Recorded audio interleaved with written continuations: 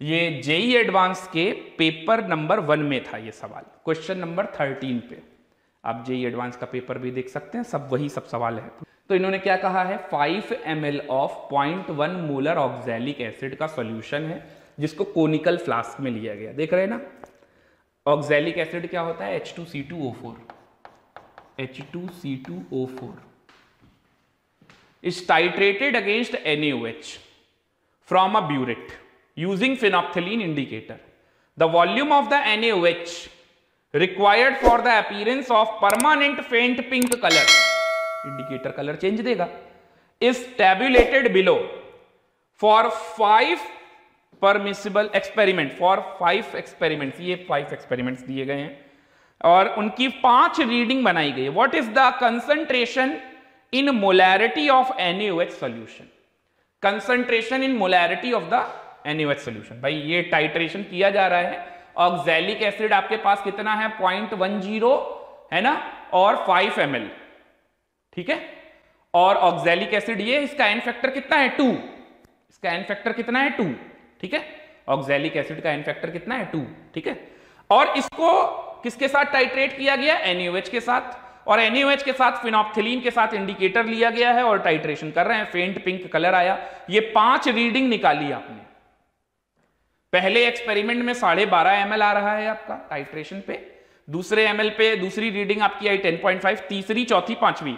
आप सभी को पता होगा, 11th क्लास वाले जितने भी बच्चे हैं उनको अभी लैब जाकर ये पता चल जाएगा कि जब हम 3-4 रीडिंग निकालते हैं तो 2 या 2 से ज्यादा जो सेम रीडिंग आती है उसको बोलते हैं मोस्ट कॉन्कॉर्डेंट रीडिंग। तो ये मोस्ट कॉन्कॉर्डेंट रीडिंग है 9 ml ऑफ NaOH, यानी ये रिपोर्ट करना है।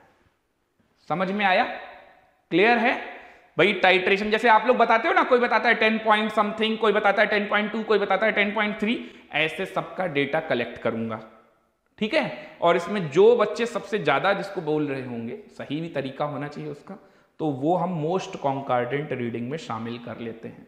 क्योंकि कॉपी पेन पे 49.9 ml और 49 ml और 50 और 50.1 कैलकुलेट हो जाता है, लेकिन लैब में जाकर कभी ये ऑब्जर्व नहीं हो पाता है। तो ये रीडिंग ऑब्जर्व करके देखनी होती है जब, तो मोस्ट कॉन्कॉर्डेंट रीडिंग को ही सही माना जाता है। अब देखिए, इस सवाल को देखते ही लोग सोचेंगे कि यार ये तो नहीं हो पाएगा, क्योंकि ये तो डिफिकल्ट सवाल है, आइनिक भी लगा दिया है ना। ज्यादातर बच्चों का मैं आपको अप्रोच बता रहा हूं, एडवांस का पेपर देने गए हैं, आइनिक इक्विलिब्रियम में बहुत ज्यादा कॉन्फिडेंस है नहीं, और ये सवाल ऐसा दिखा रही है, टेबल बनी है, वो ऑक्सैलिक एसिड फिनोप्थिलीन इंडिकेटर है, छोड़ो इसको, आगे बढ़ो। जबकि ये सवाल हलवा टाइप का सवाल है, कुछ नहीं है।